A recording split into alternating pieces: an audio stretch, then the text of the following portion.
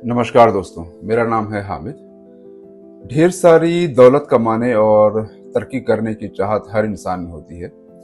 इसमें कोई बुराई भी नहीं है, लेकिन सिर्फ तब तक जब तक वो सही तरीके से और कानून के दायरे में रहकर कमाई जाए। क्योंकि शॉर्टकट रास्ते से और गलत तरीके से कमाई गई दौलत और तरक्की का अंजाम बुरा होता है। दुनिया में हमारे सामने अनगिनत मिसालें हैं जिसमें हमने ये सब होते हुए देखा भी है।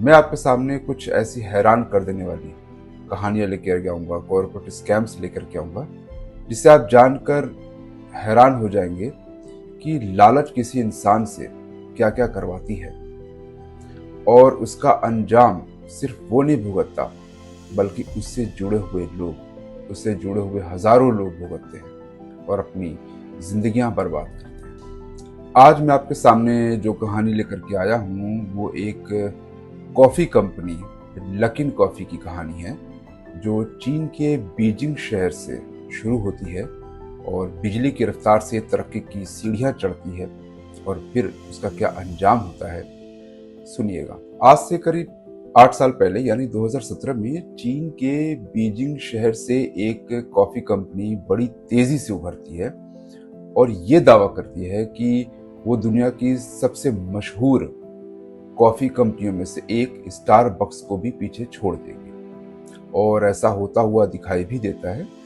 महज साल भर में चीन में 2000 से ज़्यादा स्टोर्स खोल लेती है। इसके एक साल बाद ही यह कंपनी अमेरिकी स्टॉक एक्सचेंज में लिस्ट भी हो जाती है। तरक्की की इस रफ्तार को देखकर पूरी दुनिया हैरान हो जाती है। निवेशक करोड़ों बिलियन डॉलर कंपनी में झोंक देते हैं। कंपनी का शेयर 2 साल में 3 गुना बढ़ जाता है। रेवेन्यू में 700% से ज्यादा का उछाल दर्ज होता है। ये सब कुछ इतनी तेजी से हो रहा होता है कि किसी को कुछ समझ में नहीं आता, और जब तक समझ में आता है बहुत देर हो चुकी होती है। कंपनी में एक बहुत बड़े स्कैम का खुलासा होता है। इस कहानी के 3 किरदार हैं। चार्ल्स लू, जो कि एक सीरियल एंटरप्रेन्योर है, इसने कई सारे बिजनेसेस खड़े किए, जिसमें एक कार रेंटल का भी बिजनेस था जिसका नाम था यू कार। इसी कंपनी में काम करने वाली एक एक्स एग्जीक्यूटिव थी, जेनी कियान। उसके दिमाग में एक दिन कॉफी चेन खोलने का आइडिया आता है। वो देखती है कि चीन में जहां आमतौर पर लोग चाय पीते हैं, चाय पीने का कल्चर है, कॉफी अपनी पकड़ तेजी से बना रहा है। वो अपना आइडिया लेकर चार्ल्स लू के पास जाती है। चार्ल्स को कियान के आइडिया में दम दिखता है। वो इसे फाइनेंस करने के लिए तैयार हो जाता है। जेनी कियान कंपनी की सीईओ बनती है। और तीसरा किरदार है जियान लियू, जिसे सीईओ बनाया जाता है। कंपनी खोलने के साथ ही जेनी कियान ये दावा करती है कि वो चीन में स्टारबक्स को पीछे छोड़ देगी। इसके लिए तीनों स्टारबक्स से एक अलग बिजनेस स्ट्रेटजी बनाते हैं। वो स्टारबक्स की प्रीमियम प्राइसिंग और उसके कैफे की कोजी वाइब्स के ठीक उलट ग्रैब एंड गो कियोस्क खोलते हैं। इसके लिए वो एक मोबाइल ऐप बनाते हैं जिसमें कस्टमर्स अपनी कॉफ़ी का ऑर्डर देते हैं, स्टोर्स पर जाकर कॉफ़ी को कलेक्ट करते हैं और चले जाते हैं। यानी बैठने की कोई व्यवस्था नहीं थी, इसलिए कॉफ़ी की कीमत भी सिर्फ $1.5 से $2 के बीच ही रखते हैं, जो कि स्टारबक्स की प्रीमियम प्राइसिंग से काफ़ी कम थी। टेक्नोलॉजी के सहारे वो एक ऐसा कस्टमर बेस खड़ा करते हैं जिसके पास कैफे में बैठकर कॉफी पीने का वक्त नहीं था और जिन्हें स्टारबक्स की महंगी कॉफी नहीं पीनी थी, लेकिन क्वालिटी स्टारबक्स जैसी ही चाहिए थी और वैरायटी चाहिए थी। शुरुआत में इन्होंने अपने कस्टमर बेस बढ़ाने के लिए फ्री कॉफी की स्कीम चलाई, एक कॉफी पर एक कॉफी फ्री देने की स्कीम चलाई, जिसकी वजह से हुआ ये कि बीजिंग में लकिन कॉफी रातों रात मशहूर हो गई। लकिन ने अक्टूबर 2017 में अपना पहला स्टोर बीजिंग में खोला था और देखते देखते इसके पूरे शहर में 9 स्टोर्स हो गए। लेकिन असली विस्तार शुरू होता है 2018 के शुरुआती दिनों में। जनवरी 2018 से लेकर मार्च 2019 तक लकिन कॉफी की ग्रोथ धमाकेदार थी। इस दौरान जेनी कियान, जो कि सीईओ थी, उसने हर रोज औसतन 5 स्टोर्स खोले और करीब 1.69 करोड़ ग्राहक बनाए और 11 करोड़ कप से ज्यादा कॉफी की सेल की। जेनी के कदम तेजी से आगे बढ़ रहे थे क्योंकि उसका सपना था कि साल 2021 तक चीन में 10,000 स्टोर्स खोले और चीन की सबसे बड़ी कॉफी चेन बन जाए। अभी तक चीन में जो सबसे बड़ी कॉफ़ी चेन थी वो स्टारबक्स ही थी। स्टोर्स खोलने में 2017 से लेकर 2019 तक जेनी ने $500 मिलियन खर्च किए, जो कि किसी भी ऐसी कंपनी के लिए जो कि महज 1.5 साल पहले खुली हो, एक बहुत बड़ी रकम थी। लेकिन ये तो सिर्फ अभी एक शुरुआत थी। अप्रैल 2019 में कंपनी ने अमेरिकी स्टॉक एक्सचेंज में आईपीओ के लिए एप्लीकेशन दी, लेकिन उन चुनिंदा कंपनियों में थी जिन्होंने बेहद कम समय में यूनिकॉर्न का दर्जा हासिल किया था, यानी जिनकी वैल्यूएशन $1 बिलियन से ज्यादा हो चुकी थी। इसके प्री आईपीओ में ब्लैक रॉक और सिंगापुर सॉवरेन वेल्थ जीआईसी भी शामिल थी। मई 2019 में कंपनी अमेरिकी शेयर बाजार में लिस्ट होती है और $1 बिलियन जुटाती है।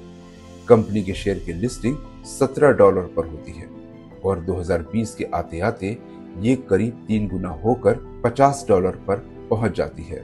वॉल स्ट्रीट पर निवेशक इसे स्टारबक्स किलर कहकर बुलाने लगते हैं, क्योंकि चीन में स्टारबक्स को 4000 स्टोर खोलने में कई दशक लग गए, मगर इस कंपनी ने ये काम सिर्फ 2 साल में करके दिखा दिया। 2 साल के अंदर ही करके दिखा दिया। लकीन ने यह दावा किया कि 2019 में उसका रेवेन्यू 700% से ज्यादा का रहा है। इतना बड़ा नंबर किसी को भी हैरान कर देने के लिए काफी था। जहां एक तरफ लकीन की बिक्री तेजी से बढ़ रही थी, स्टारबक्स की बिक्री में गिरावट देखने को मिल रही थी। चीन के युवा और जो ऑफिस जाने वाले लोग थे, स्टारबक्स की लंबी लाइनों से हटकर ऐप पर सस्ती कॉफी बुक कर रहे थे। कोई भी कंपनी की इस तेज ग्रोथ को लेकर सवाल नहीं कर रहा था, मगर कुछ तो था, कुछ तो ऐसा था जो लकीन के तेजी से बढ़ते ग्राफ के पीछे पक रहा था, जिसकी भनक किसी को नहीं लग रही थी। तभी जनवरी 2020 में एक विसिल ब्लोअर ने कंपनी पर अकाउंटिंग गड़बड़ियों के बेहद गंभीर आरोप लगाए, जिसमें कहा गया कि लकीन कॉफी ने सेल्स फिगर को बढ़ा चढ़ाकर पेश किया है, उसमें हेराफेरी की है, वो भी 2017 की शुरुआत से ही, जब कंपनी खुली ही थी। हालांकि शुरू में इन आरोपों को नजरअंदाज कर दिया गया, लेकिन जब दबाव बढ़ा तो कंपनी में इंटरनल ऑडिट किया गया, तब एक बड़े स्कैम का पर्दाफाश हुआ। लकीन कॉफी की इंटरनल जांच में ये पाया गया कि जो भी आरोप विसल ब्लोअर ने लगाए थे वो बिल्कुल सही थे। कंपनी कई साल से अपनी बिक्री के आंकड़ों को बढ़ा चढ़ाकर दिखा रही थी। जांच में यह भी पता चला कि लकीन कॉफी की सीईओ जेनी कियान और सीईओ इस पूरे स्कैम के मास्टरमाइंड थे। यहाँ तक चेयरमैन चार्ल्स लू भी इस साजिश में शामिल थे। इस फ्रॉड में बिक्री के आंकड़े, खर्च, ट्रांजैक्शन सब कुछ बनावटी था, कुछ भी असली नहीं था।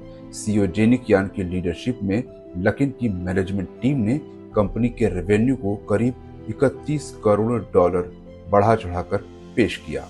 ये सारा स्कैम फर्जी ट्रांजैक्शन और जाली दस्तावेजों के जरिए किया जा रहा था, क्योंकि कंपनी का मैनेजमेंट स्टारबक्स को पीछे छोड़ने की जिद में इस कदर जुट गया था कि उसने हर गलत तरीके आजमाए।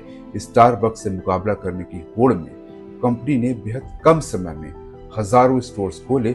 इसके लिए उसने कर्ज लिए और इक्विटी भी ऑफर की। 2 अप्रैल 2020 का वो दिन जब लकीन कॉफी ने आखिरकार दुनिया को ये बताया कि कंपनी ने अकाउंटिंग फ्रॉड किया है। इसके बाद जो हुआ वो तो होना ही था। नैस्डैक में कंपनी का शेयर 75% तक टूटकर $6.40 पर आ गया। कंपनी की मार्केट कैप $12 बिलियन से गिरकर सीधा $4 बिलियन पर आ गई, यानी निवेशकों के $8 बिलियन स्वाहा हो गए, वो भी सिर्फ एक दिन में। कंपनी के सीईओ को तत्काल हटा दिया गया। कंपनी को नैस्डैक से डीलिस्ट कर दिया गया। कंपनी ने अपने 2000 से ज्यादा स्टोर्स बंद कर दिए। हजारों कर्मचारियों की नौकरी चली गई। साल 2021 में कंपनी ने अमेरिका में बैंकरप्सी फाइल की। लकीन कॉफी स्कैम निवेशकों के लिए एक सबक है। कोई भी कंपनी जब हद से ज्यादा तेज तरक्की कर रही हो तो उस वक्त लालच नहीं बल्कि शक की निगाह से देखना चाहिए। उम्मीद करता हूं कि ये वीडियो आपको पसंद आया होगा। हम ऐसे ही और कहानियां लेकर आपके सामने आते रहेंगे। तब तक के लिए जय हिंद।